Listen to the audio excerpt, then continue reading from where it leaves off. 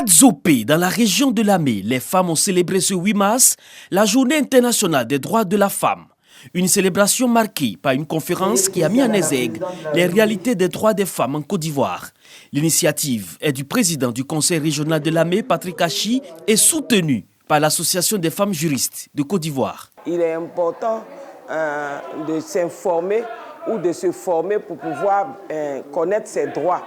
J'ai retenu aussi que la femme a des droits quand elle ne sait pas comment profiter de ces droits-là. Aujourd'hui, les femmes qui ne pouvaient pas succéder à leur mari, aujourd'hui peuvent succéder à leur mari. Et encore, on a eu le 3e régime matrimonial qui est, après le régime de la communauté, le régime de la séparation des biens, il y a eu le contrat de mariage par devant notaire qui permet aux époux de voir comment ils peuvent gérer leurs biens. Ce sont près de 200 femmes, conseillères régionales, municipales, directrices, chefs de service, présidentes de quartier, d'associations religieuses, de partis politiques qui ont voulu se faire entendre. Un engagement en faveur de leurs droits. Pour Patrick Achi, président du conseil régional de Lamé, des avancées sont enregistrées dans le cadre de la promotion des droits de la femme en Côte d'Ivoire.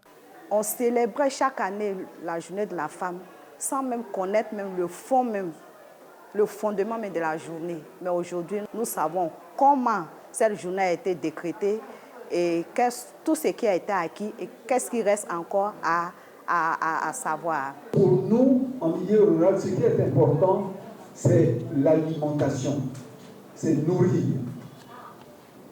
C'est être capable d'apporter chaque jour à manger aux enfants, aux hommes de la maison, à la famille. Il faut faire en sorte que les femmes puissent avoir accès à la nourriture à un prix raisonnable, qu'elles puissent être aidées pour celles qui veulent faire des cultures maraîchères, des cultures ici, qu'on aide les femmes à produire. La deuxième chose, c'est d'aider les femmes qui veulent entreprendre à entreprendre. Les échanges entre les conférenciers du jour et les participantes ont permis de comprendre que la Côte d'Ivoire est en marche pour l'égalité et surtout pour la mise en œuvre des droits de la femme.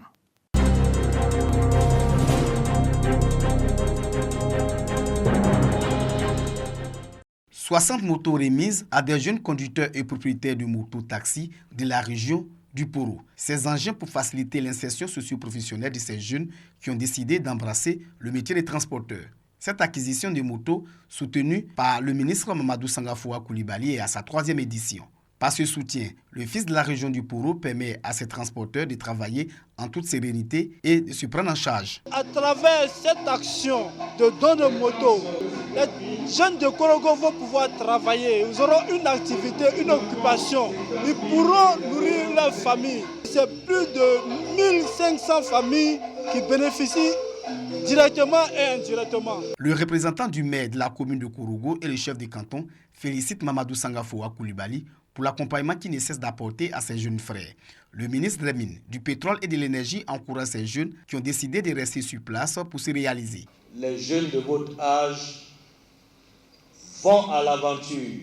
Certains échouent malheureusement dans la mer, à la recherche d'un hypothétique avenir.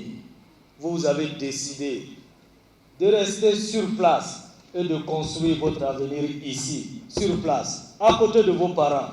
Mamadou Sangafoua Coulibaly a également offert à ses 160 conducteurs d'engins à 2 roues des assurances d'1 an.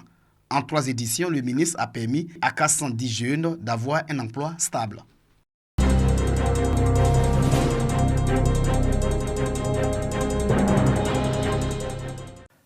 L'accélération du développement des PME et le soutien aux artisans. Cet engagement du guichet unique du développement des petites et moyennes entreprises, GUD PME, a été réaffirmé à Moussokro et une fois encore porté à la connaissance de ces 2 cibles. Le GUD PME veut offrir aux entrepreneurs et artisans de Côte d'Ivoire des solutions de financement adaptées pour leur croissance. Cet accompagnement se fera à travers sa filiale Côte d'Ivoire PME en partenariat avec une banque digitale de la place. L'enjeu, l'inclusion financière. Faciliter l'accès au financement de nos parents, artisans, entrepreneurs, femmes, jeunes, dans toute la Côte d'Ivoire. Dès lors que ces personnes-là sont bien identifiées dans leur filière, leurs projets feront l'objet donc d'une sélection et il y aura une sorte de filtre qui sera fait avant que ces dossiers-là donc n'arrivent. Pour ceux qui sont encore dans l'informel, ou du moins qui n'ont pas encore démarré le projet d'aller vers ce type de financement, nos équipes vont se mettre à disposition pour les aider à structurer leur demande de financement avec des dossiers bancables et solides. Parce qu'une chose est d'emprunter, une autre est de rembourser. Les projets à financer feront tous l'objet d'une sélection rigoureuse. La première catégorie concerne les prêts tic-tac entre 5 000 francs CFA et 1 million de francs CFA. La deuxième catégorie, des prêts classiques 1 million et au-delà. Les bénéficiaires sont exhortés à rembourser dans les délais requis sous peine de sanctions.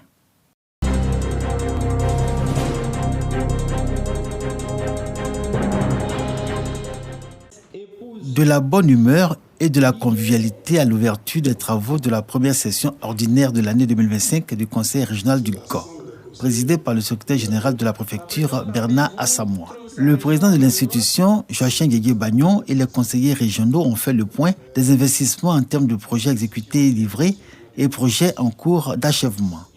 À l'exemple des 2 collèges de proximité dont va bénéficier la sous-préfecture de Ouragayo. Les enfants arrivent à aller en 6e à l'âge de 10 ans. Vous voyez, s'ils font de longues distances, ce n'est pas évident qu'ils réussissent tous à l'école.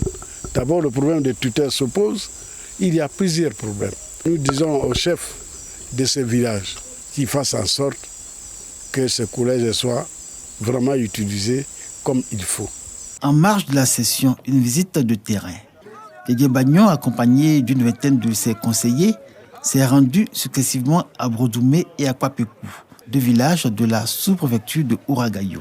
Instruction a été donnée à l'entreprise contractante de livrer l'infrastructure dans les délais fixés par l'appel d'offres afin que les établissements puissent accueillir leurs premiers élèves dès la rentrée scolaire prochaine. J'ai choisi l'école collège moderne de Kwapékou parce que l'école est dans mon village. Ça résout aussi les problèmes des fonctionnaires qui sont au village. Vous voyez un instituteur pendant qu'il est au village, son enfant est admis à l'entrée en 6e, il est obligé de laisser l'enfant partir en ville. Parfois, il quitte le village parce que l'enfant s'en va, donc lui aussi il quitte et ça fait un déficit d'enseignants.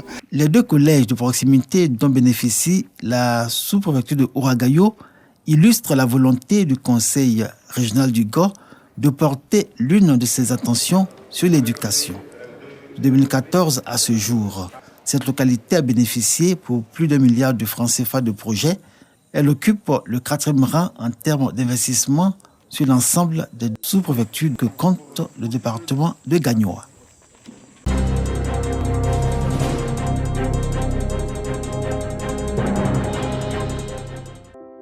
Installées sous ce soleil brûlant, ces femmes entre les 2 âges venues des villages environnants de la ville de Demokro occupent cet espace tous les mercredis. Elles sont spécialisées dans la vente de plantes médicinales.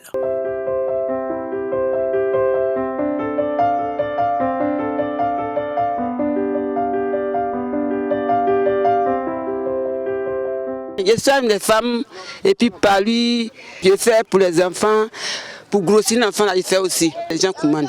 Quand tu mets l'enfant au monde, que tu vois que fontanelle est tombée dedans, tu prends cola rouge, tu manges, tu mets sur caillou qu'on n'écrase pas piment dessus, tu écrases ça. Tu mets ça dans sa bouche 4 fois, si c'est femme 4 fois, et puis tu lui donnes l'eau. Quand il boit, et puis ça soulève, et puis l'enfant guérit. Par exemple, on fait ça à 3 à 500, ça à 1 à 100 francs, ça à 1 à 100 francs. Tout le monde peut venir payer. Médicaments pour les garçons, que ça ne sonne pas bien là, ça est là. Et puis, coco, diakwadjo. Palu blanc, palu rouge pour les femmes enceintes. Quand l'enfant prend enceinte, là, que 2 mois, 3 mois, que ça tombe, ça est là encore. J'ai mal au ventre toujours, j'ai mal au dos, on vend tout ici.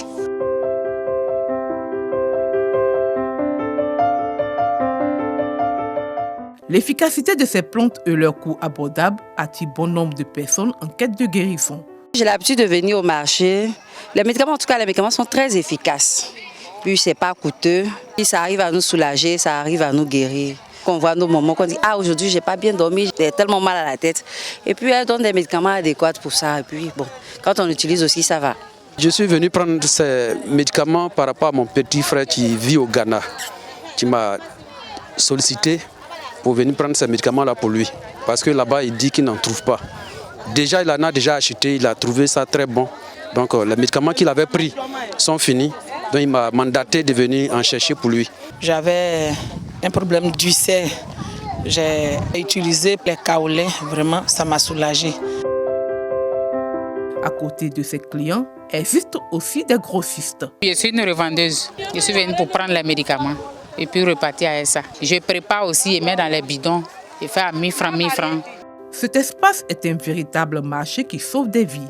Cependant, les conditions dans lesquelles ces femmes exercent leur activité méritent une attention particulière.